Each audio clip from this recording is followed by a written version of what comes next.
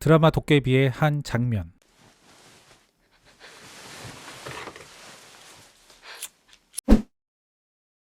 바로 일룸의 모션베드입니다. 언젠가부터 눈에 많이 띄기 시작한 PPL. PPL은 협찬을 제외한 모든 간접 광고를 의미하는 조금은 포괄적인 용어입니다. 지난 2010년 간접 광고가 허용되면서 다양한 형태의 PPL이 등장하기 시작하는데요. 과거에는 없던 방식이라 낯선 느낌을 주기도 했고 뜬금없이 나오는 제품 노출로 거부감을 느끼는 분들도 많았습니다. 그런데 이젠 드라마의 기획 단계부터 참여하기도 하면서 자연스럽게 스토리에 녹여내는 경우도 꽤 있습니다. 그런데 드라마를 가끔씩이라도 즐기시는 분들이라면 거의 예외 없이 머릿속에 들어온 브랜드가 하나 있습니다. 바로 미국의 샌드위치 브랜드인 서브웨이. 서브웨이는 한국 드라마 PPL에 마케팅 역량을 거의 올인하다시피 하는 회사이며 또한 그 효과도 톡톡히 누리고 있는 회사입니다. 오늘은 이러한 서브웨이의 PPL에 대해 다룬 뉴욕타임즈의 기사를 가져와 봤습니다. 그 제목은 한국TV의 엉뚱한 스타, 서브웨이 샌드위치. 서브웨이에게 한류 드라마는 한국 시장에서 완전히 정착하게 만들어줬을 뿐만 아니라 글로벌 시장에까지 실질적인 영향을 미쳤습니다.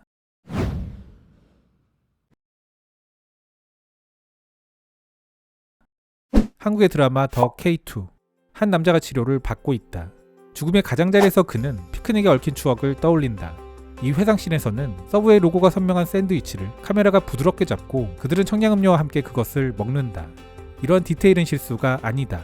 이는 한국의 방송 규제를 적절하게 비켜가며 활용해온 서브웨이가 한류 드라마를 통해 자신들을 알리는 방식이다. 한국 드라마를 평론하는 시카고에 거주하는 김재하 작가는 말한다. 미국인들은 그렇게 맛있어 보이는 서브웨이 샌드위치 또는 고기가 많이 들어간 샌드위치를 본 적이 없을 겁니다. TV 드라마 속 PPL은 전 세계적으로 매우 흔한 일이다. 하지만 한국 드라마 속 PPL은 창의적이기까지 하다. 이제 한국 드라마가 해외 시청자들에게 인기를 끌면서 글로벌 브랜드들도 이러한 창의적 흐름에 합류하고 있다. 1965년 설립된 이래로 점포수 기준으로 세계 최대의 패스트푸드 체인으로 성장한 서브웨이. 이들은 그 어떤 브랜드들보다 더 열정적으로 한국 드라마에서 노력했다. 한국 서브웨이 지사장인 콜린 클락 씨는 말한다. 태양의 후예와 같은 인기 드라마에서 했던 PPL은 글로벌 판매에 긍정적인 영향을 미쳤습니다. 특히 중국, 대만, 싱가포르 시장의 성과는 우리도 놀랄 정도입니다. 본지의 구체적인 판매 수치 제공 요청에는 응하지 않았지만 그는 PPL 전과 후 고객에게 미치는 분명한 영향이 있었다고 확언했다.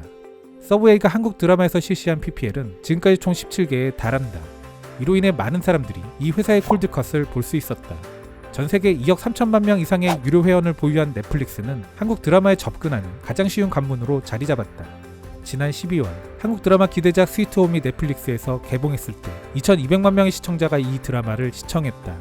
서브웨이는 세계적으로 쿨한 이미지를 갖고 있는 한국 드라마에서 자신들의 제품을 선보임으로써 미국 시청자들에게도 기존에 없던 신선한 이미지를 어필하고 있다. 서브웨이는 1년의 이미지 실추 사건을 경험하는 중이었다.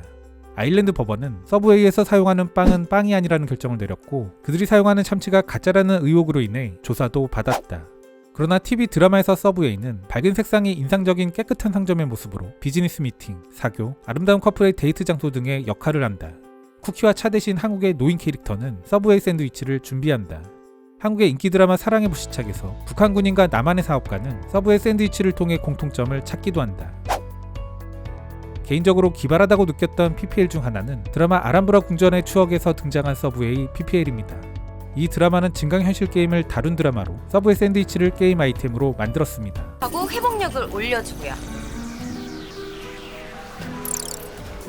서브웨이는 한국 드라마 PPL에 가장 많은 노력을 기울이는 회사입니다. 그도 그럴 것이 서브웨이 한국 시장 성장은 그들이 2013년경부터 본격적으로 시작한 PPL과 함께했기 때문입니다. 서브웨이는 2009년 한국 시장에 재진출한 이래 그 성장세가 지지부진했습니다. 그들이 PPL에 눈을 돌리기 시작한 것도 상대적으로 저렴한 광고비로 브랜드를 홍보하며 정착시킬 수 있다고 봤기 때문입니다.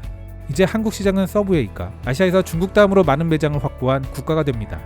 이와 더불어 한류 드라마에 대한 PPL이 아시아 시장 전체에도 영향을 미친다는 것을 체감한 그들은 지금도 한국 지사의 가장 중요한 광고 수단으로 드라마 PPL을 사용합니다. 그리고 아예 자신들이 전액을 투자한 웹드라마까지 만듭니다. 인천대학교 이수범 신문방송학과 교수에 따르면 2018년 한국의 방송국, 제작사들은 전년 대비 15% 증가한 1억 1,400만 달러 상당의 PPL 상품을 판매했다.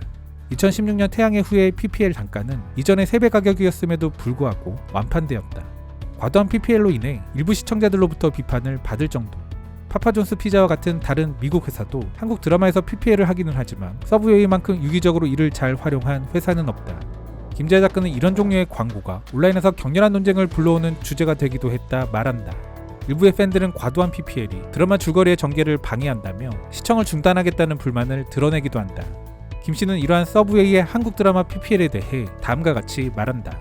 또한 미국 사람들에게는 전혀 공감할 수 없는 부분이라는 것을 잘 알고 있습니다. 미국인들은 서브웨이에게 좋게 포장하려 애쓰지 말라고 할지 모르겠습니다. 미국 시청자들에겐 서브웨이가 마치 고급 요리처럼 묘사되는 것에 대해 거부감을 일으킬 수 있을 것이다. 하지만 이화여대 커뮤니케이션학과 교수인 유승철 교수는 한국 드라마의 강력한 PPL 효과는 이미 입증된 것이라 말한다. 2013년 별에서 온 그대 시리즈에서 배우 전지현이 빨간 립스틱을 사용했을 때 이와 비슷한 제품들이 아시아 전역에서 유행하며 관련 제품에 매진 사례를 불러왔다. 또한 한국 드라마에 실린 책들은 베스트셀러가 되기도 한다. 아울러 드라마 빈스에서 한국 컨텐츠를 담당하는 마르자비티 씨는 특정 회사의 신제품이 시중에 나오기 전 일부 팬들은 이런 제품들을 미리 발견하기 위해 드라마를 살피기도 한다 말한다. 사람들은 드라마에서 삼성 스마트폰의 새로운 기능을 발견하거나 신제품 발매를 예상하기도 합니다. 서브웨이도 이러한 대중의 흐름을 발견하고 한국 드라마를 통해 간접적으로 공개하는 방식으로 새로운 샌드위치를 선보이기 시작했다. 서브웨이는 지난 10월 웹드라마 서메이를 유튜브를 통해 공개했다. 이는 서브웨이 직원에게 호감을 느끼는 여성이 매장에 정기적으로 방문해 식사를 하는 내용이다. 각 에피소드에는 고기 대용품인 얼터밋으로 만든 것과 같은 새로운 샌드위치 종류에 대한 애정을 표현하는 내용 등으로 시작된다. 이 드라마의 첫 번째 에피소드는 130만회 이상의 조회수를 기록하기도 했다. 클락 씨는 말한다. 우리가 하고 있는 광고에는 유머가 있습니다. 상업 브랜드로서 우리는 우리 자신을 알리는 일을 너무 진지하게 접근하면 오히려 문제에 빠질 수 있습니다. 서브웨이는 1992년에 한국의 첫 지점을 열었다. 그리고 현재는 430개 이상의 매장으로 확장시키는 데 성공한다. 15세에서 25세 사이의 젊은 층을 핵심 고객군으로 타겟팅하고 있는 그들은 더욱 창의적으로 변모하고 있다. K-POP 스타 강다니엘과의 콜라보는 물론이고 한국의 스트리트웨어 브랜드 필라와는 리미티드 에디션 등을 출시하기도 했다. 클락 씨는 말한다. PPL은 브랜드 인지도를 높이는 비교적 저렴한 방법이었습니다. 물론 이는 다른 브랜드들도 하고 있는 마케팅이었지만 서브웨이는 가장 큰 성과를 얻었다고 자신합니다. 유 교수는 한국에선 일반적으로 서브웨이가 다른 버거 체인보다 상대적으로 더 건강한 옵션으로 간주되었기 때문에 그 매력을 더했다고 짚는다. 서브웨이는 이제 전통적인 방식의 TV 광고도 진행할 예정이다.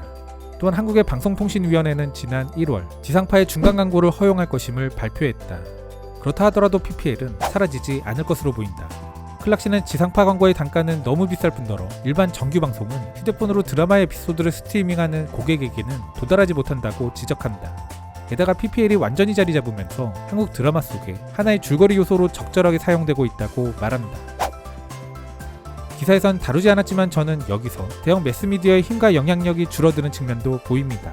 PPL은 기본적으로 광고주와 제작자 사이에 방송국이 끼어있는 기존의 광고 구조가 아니라 다이렉트 또는 최소한으로 연결되는 방식. 여기에 제작사가 광고 방식을 융통성 있게 직접 컨트롤할 수 있는 부분도 있습니다. PPL에 대해 좋지 않게 보시는 분들도 계시겠지만 제작 비용을 줄여주는 좋은 수단이라고 저는 생각합니다. 일례로 당시 총 제작비 130억 원으로 고액의 제작료로 화제가 되기도 했던 태양의 후예의 경우 오직 PPL로만 30억 원의 매출을 올립니다. 또한 극의 흐름을 방해하는 부자연스러운 PPL도 시간이 지남에 따라 개선이 되어 갈 것이라고 봅니다. 다만 유튜브에서 뒷광고가 논란이 되듯 시청자가 광고임을 좀 더 명확하게 할 수 있는 보완책들은 필요해 보입니다.